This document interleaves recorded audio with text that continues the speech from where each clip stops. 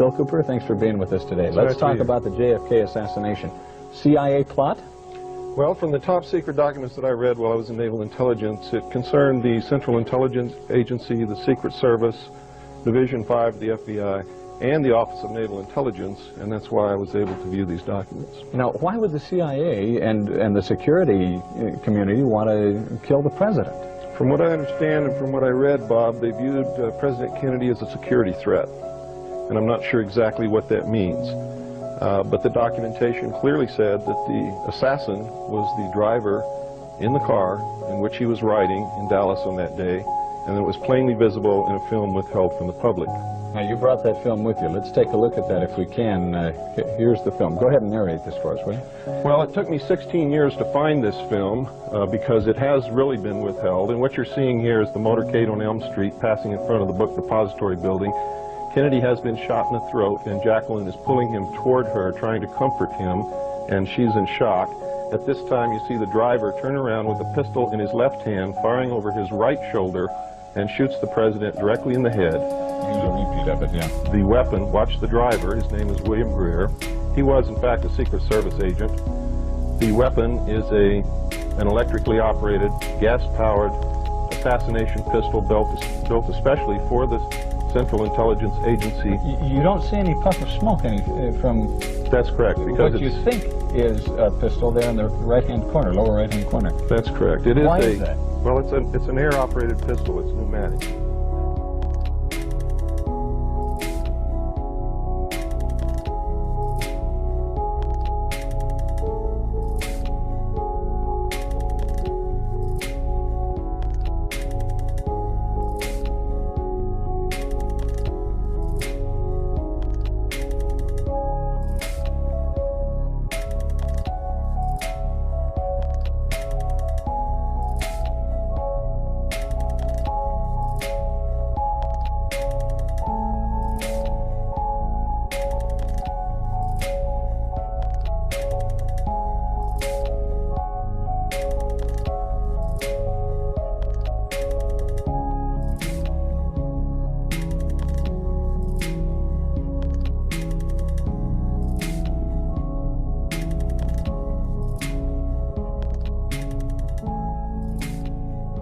On April 4th, 1968, civil rights hero and pastor Dr. Martin Luther King was assassinated while standing on the second-floor balcony of a motel in Memphis, Tennessee. The world recoiled in horror at the news. Dr. King had galvanized the civil rights movement, and at the time of his death he was working to organize and focus the burgeoning anti-war movement. 2 months after the shooting, a man named James Earl Ray was arrested at London's Heathrow Airport as he tried to leave the UK under a fake Canadian passport. The FBI had linked Ray's fingerprints to the murder weapon and a set of binoculars. He was extradited to Tennessee and pled guilty to the crime with hopes of avoiding execution. Although Dr. King was dead, his killer had been captured and justice had been served. At least, that's the mainstream version. Yet multiple people don't believe James Earl Ray acted alone or that he shot Dr. King at all. Why? Here's where it gets crazy. Conspiracy theories about the assassination of Dr. King began to spread soon after his death. 3 days after entering his guilty plea, James Earl Ray tried to recant his statement, claiming that he had been framed by a criminal associate called Raoul, who allegedly hired him for various smuggling jobs. Additionally, a local bar owner named Lloyd Jowers claimed that a Memphis drug dealer named Frank Liberto gave him $100,000 to hire a hitman to shoot Dr. King, and Jowers said the man he contacted wasn't Ray. But the conspiracy theories don't end there. One of Ray's lawyers, William Pepper, claimed that the US government was responsible for the assassination and had made a scapegoat of Ray. This theory has some surprising supporters, including Jesse Jackson and Dexter Scott King, Dr. King's son. Dexter King visited Ray in prison in 1997, and he also claimed that Ray was innocent.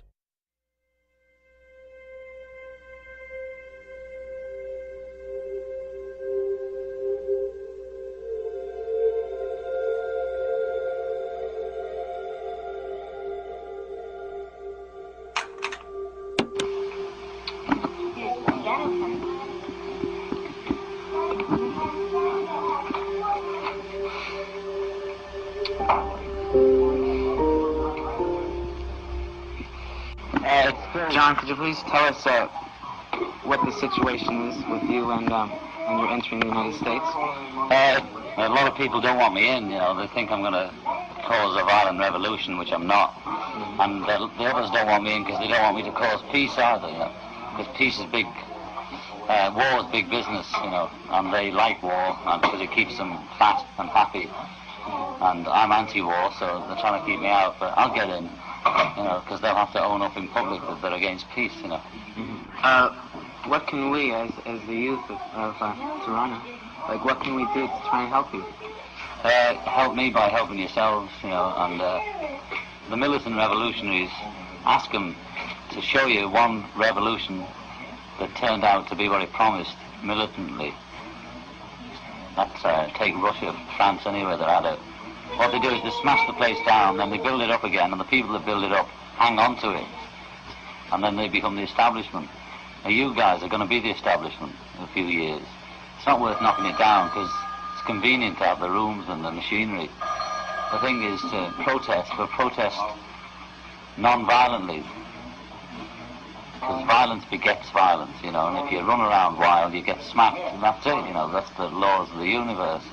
And they've got all the weapons, they've got all the money, and they know how to fight violence because they've been doing it for thousands of years, suppressing us. And the only thing they don't know about is non-violence and humour. And there's many ways of promoting peace. Do everything for peace. Piss for peace, or smile for peace, or go to school for peace, or don't go to school for peace. Whatever you do, just do it for peace. You know? It's up to the people.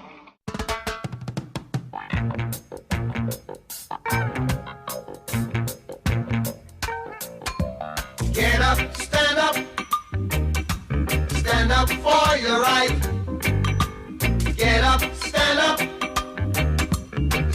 for your right. Get up, stand up for your right. Get up, stand up, don't give up the fight. Preacher man, don't tell me heaven is under the earth. I know you don't know what life is really worth. I believe the CIA was using the Jamaican Labour Party as its instrument in the entire campaign against the Michael Manley government.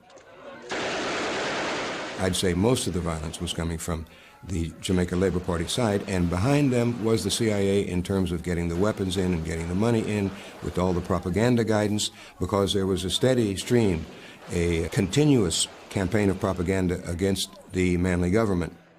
The weapons, there was no problem with getting weapons in, because the ganja smuggling was a perfect route for bringing weapons back into Jamaica from the United States. While local politicians benefited from outside assistance, Bob Marley condemned them in his songs.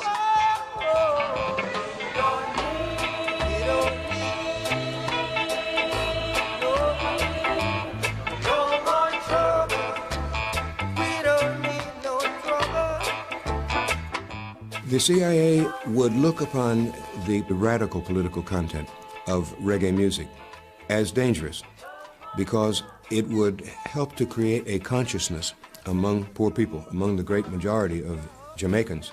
And of course, naturally, the climate was created for an attempt on Bob Marley's life. The purpose of all those activities of violence and armed robbery and murder, coupled with the propaganda campaigns calling for the overthrow of the Manley government, naturally created a situation of terror, really, of tension, of uncertainty, of doubt and fear. This was the purpose.